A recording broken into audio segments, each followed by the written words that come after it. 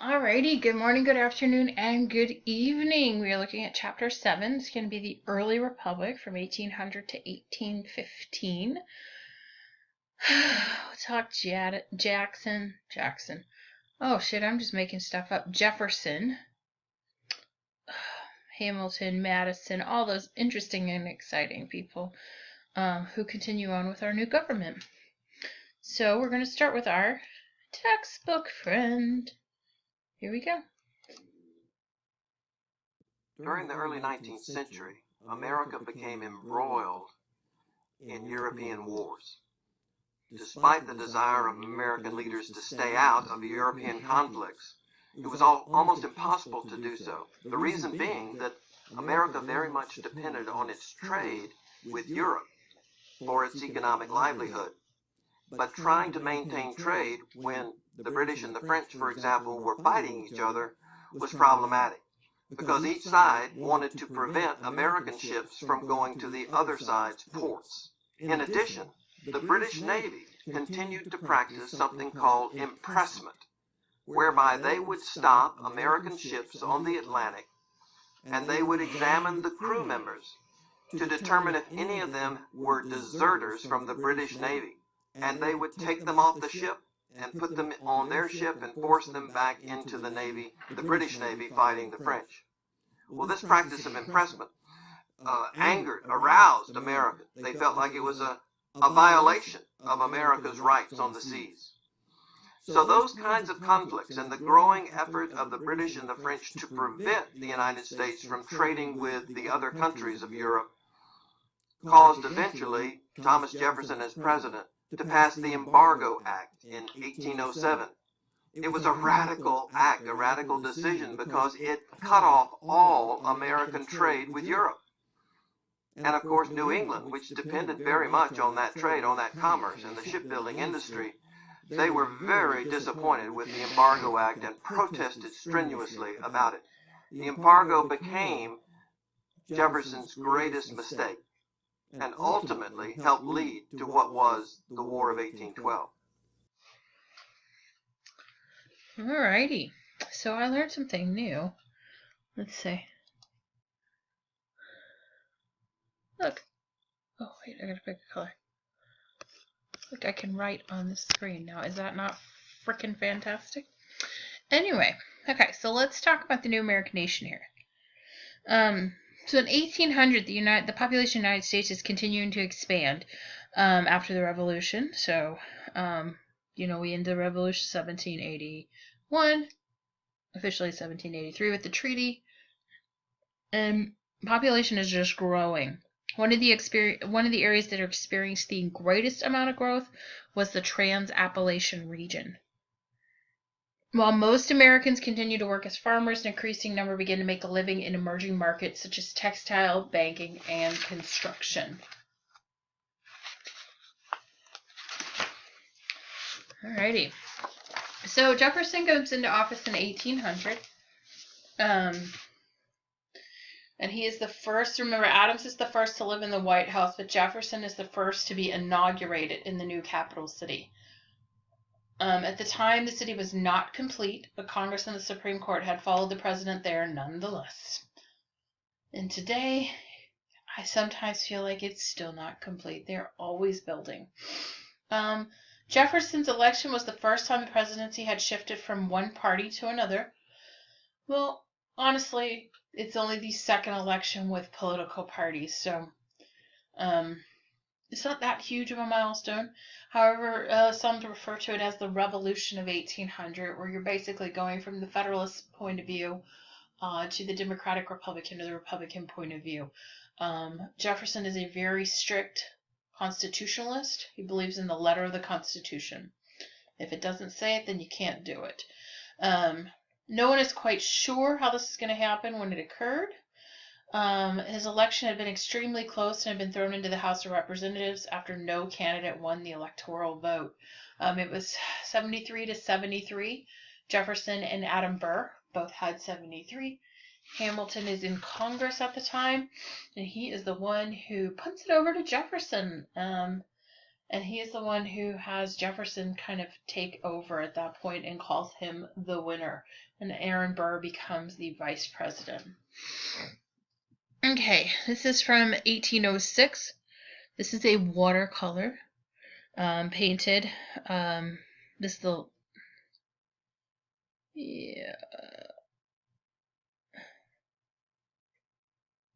the Capitol. I'm sorry, very confused.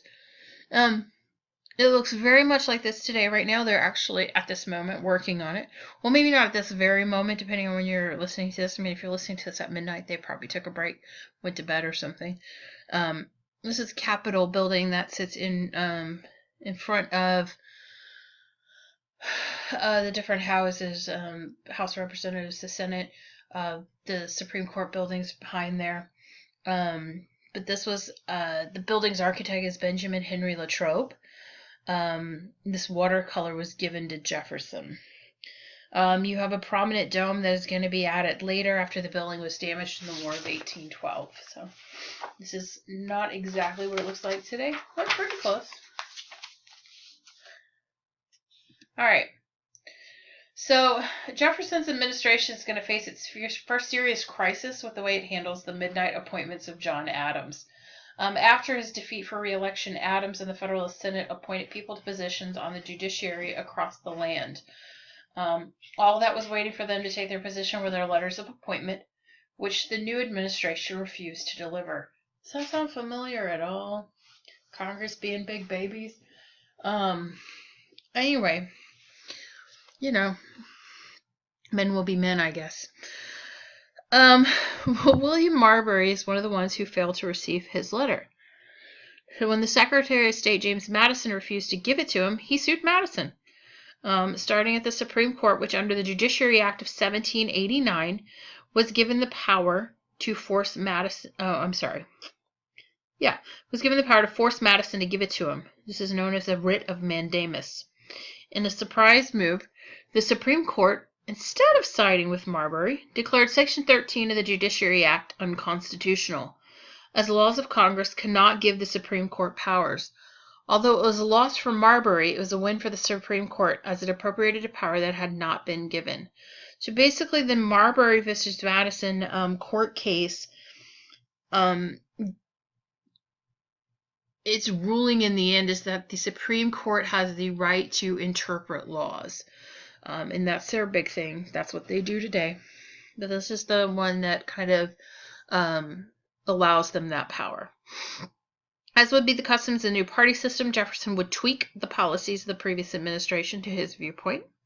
Case in point, although he detests the Bank of the United States, if you remember our film, Hamilton and Jefferson fighting about the bank, he comes to understand the important role it plays in the financial dealings of the nation. So, interestingly enough, Hamilton is the one who kind of gets Jefferson the leg up as far as the presidency is concerned and picks him over Aaron Burr to be the president. And Jefferson comes around to Hamilton's way of thinking. So if only they could have been that agreeable initially. He comes to understand the importance of rule it pays. One of the most important ramifications of administration was the abolishment of the slave trade as of January 1st, 1808, I'm sorry. And that was stated in the Constitution, the ending of the slave trade in 1808. That doesn't mean slavery ends, though. Keep that in mind. Slavery is not over, just this actual trading of slaves. All right, so we have our Barbary pirates. So the northern coast of Africa has long been the province of pirates who attacked shipping that did not pay tribute to them. Sounds like my cats are fighting. I wonder who's going to win. Anyway, while the country is still made up of colonies, the tribute paid annually by England covered their ships as well. After the Revolution, however, American shipping begins to fall prey to pirates. Instead of paying tribute, Jefferson establishes the U.S. Marines and dispatches them to free a captured crew and destroy their ship.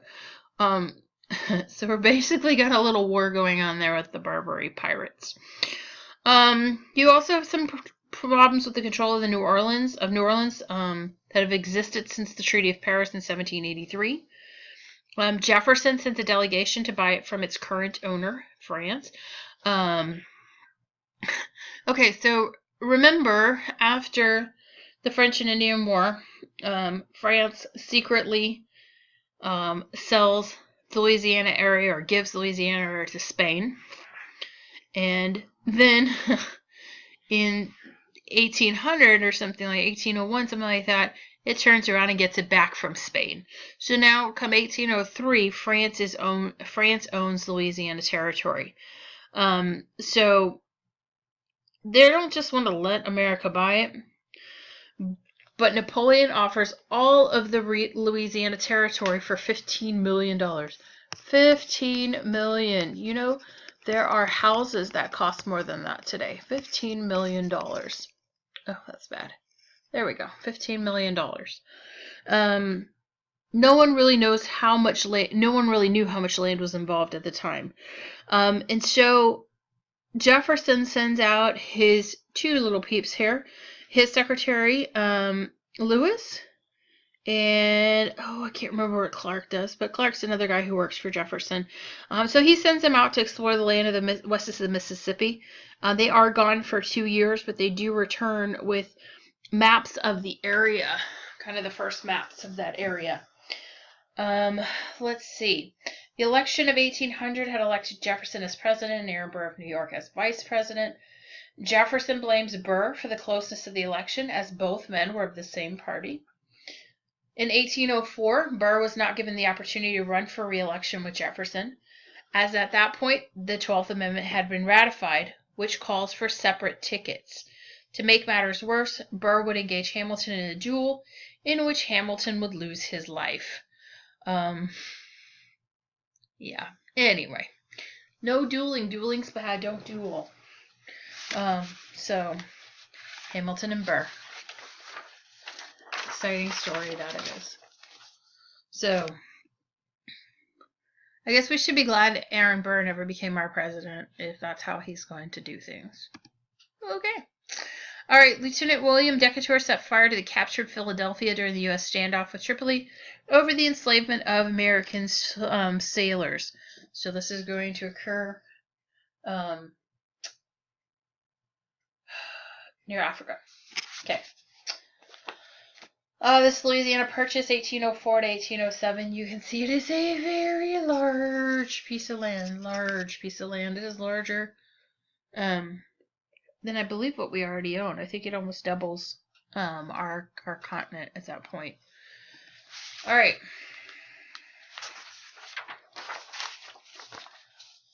So, as the Federalist Party begins to die a slow death, the Democratic Republicans turn on themselves. John Randolph is going to lead the opposition to Jefferson's administration in his second term. As the French Revolution continues to rage, it does go on for quite a bit, American shipping has begun to fall prey to both British and French harassment. Both sides want the United States to only trade with them and would seize American shipping to prevent it going from other ports. As the United States was neutral, this was against the law. But since the United States has now the power to stop it, it continues unabated, meaning they just have nothing to control it. In an attempt to starve the aggressor nations into respecting U.S. neutrality, Jefferson institutes an embargo on all U.S. shipping. Basically mean they can't go anywhere. Really, the only people hurt by this is us, is the United States. Because it keeps us from being allowed to trade, and this actually starts to tank our economy. Madison is going to be tricked into repealing the Embargo Act against France to force the British to do the same. Well, France has no intention of upholding the agreement. The English agree as well, but not before the declaration of war was approved. And we are talking the War of 1812. 1812. Not the most exciting war in the world, but it is another war with us against Great Britain on our territory. This is the last, maybe not the last, because you have wars with Mexico, but this is the last war of the United States versus anybody that has to travel to fight us. We do have a few other wars that were involved in prior to World War I, but it's not very many. Okay. All right, so what are the main reasons? So the main reasons for declaring war with Great Britain was for the violation of American shipping rights. The vote was cast along a sectional basis, with the shipping-oriented North voting for, the agrarian South, which relies on British purchases, voting against. Our North-South divisions, keep that in mind. To be something that's going to help contribute to divisions later on. Another reason was the instigation of Native Americans by British citizens to attack the states. Some Americans are also interested in the conquest of Canada and Florida. But oddly enough, they aren't able to really do either. Okay, the Native American leader Tecumseh worked to create an alliance of Indians against further U.S. encroachment into their territory. This is going to provoke a U.S. response under the command of William Henry Harrison, who goads Tecumseh's forces into attacking him. So this is the Battle of Tippecanoe. Once it ends, you have Tecumseh's dream of an Indian confederacy ending as well. It becomes a bloody disaster for the Native Americans. After war was declared, Congress adjourns without providing financial support for it. What army existed was relatively weak, but the Navy was in better condition, having recently fought the pirates. Arrgh. Sorry, I just had to. Jefferson and later Madison's theory of a weak central government made meeting financial obligations during the war much more difficult. Why do they think it should be a weak central government? They're strict constitutionalists. The different wars were fought on different fronts during this engagement. Andrew Jackson's going to lead forces in the southeastern part of the United States, which is going to culminate into the Battle of New Orleans. A second war is fought at sea between the U.S. and British navies, and the third was fought along the Great Lakes region. In the southern theater of the War of 1812, a Tennessee Major General, Andrew Jackson, was dispatched to combat the Red Stick Creek. Catching them at the Battle of Horseshoe Bend, Jackson was able to break the power of the Creek in Alabama and Georgia. And Creek Indians. We're talking the Creek Indians. This is our friend Tecumseh. Doesn't he look fancy in his little red, blue, and yellow? So he's the Shawnee leader who tried to unite Indian tribes in defense of their lands. He was killed in the 1813 at the Battle of Thames. All right. This right here, John Bull. He is the personification of England. So this guy is England. All right. He is stung to agony by Wasp and Hornet, two American ships that won early victories in the War of 1812. So it says, let's see. You'll bridge the Atlantic, will you? Oh, then you shall have a barn to your bridge, friend Johnny. A bane? Yeah. Are these your Wasp and Hornets? Oh, I am hulled already. How come on your copper bottom at Bombay? Here's something for you between wind and water. Yeah, that's not super clear. I wonder if you can read it better in your book. You might have to look. Okay. All right. So the war in the North. So after raising an army, the only logical place to use it is against the British in Canada. The United States would launch 3 strikes into the territory, only to have all 3 fail. In the Southern Theater of the War, 1812, a Tennessee Major General, Andrew Jackson, dispatched to combat the Red Stick Creek, catching them at the Battle of Horseshoe Bend. I feel like I've said this before, but Jackson's able to power the creek in Alabama, Georgia. I feel like I just repeated myself. I think I did. 1814, the Redcoats, our British, were able to seize and burn Washington, D.C. Afterward, their attempts to capture Fort McHenry in Baltimore ended in failure. The siege of this fort moved Francis Scott Key to write the Star-Spangled Banner. So the burning of Washington is what the Star-Spangled Banner is based on.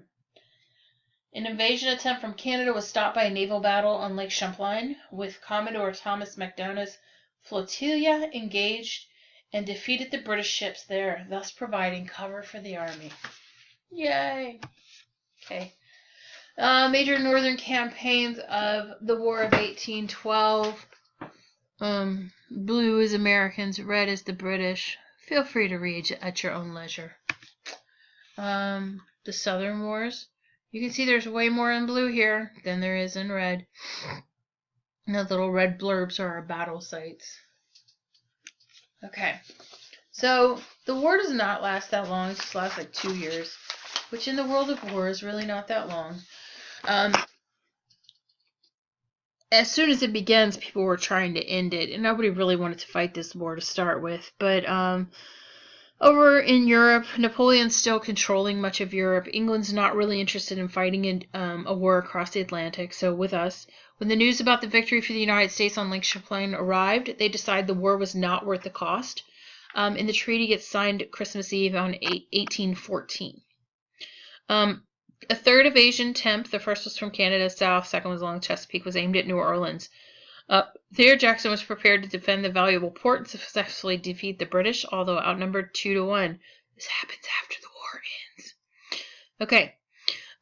The Hartford Convention is made up of disgruntled Federalists. They propose a list of demands that, if not met, would cause New England to secede from the Union. These demands arrived in Washington, D.C., the same time that the news of the victory at New Orleans did. The result was the Federalists suffered the final death blow to their party due to this embarrassment. So we've got battle going on, and they're being pains in the asses, basically. The War of 1812 has been considered our second war for independence, as the American states were able to stand against the largest army in the world and defeat it. What would also emerge from this time period would be the first industrial revolution, because during the embargo and shipping crisis, Americans have to look inward to get their manufactured goods. And I think that's all I have to say about this. Quick and easy. All right, so I said hi at the beginning, and I will say goodbye. So have a good afternoon, good evening. Oh, good morning, or good afternoon, or good evening. I have lost my darn mind, so please forgive me. I hope you have a lovely one, and I'll see you soon.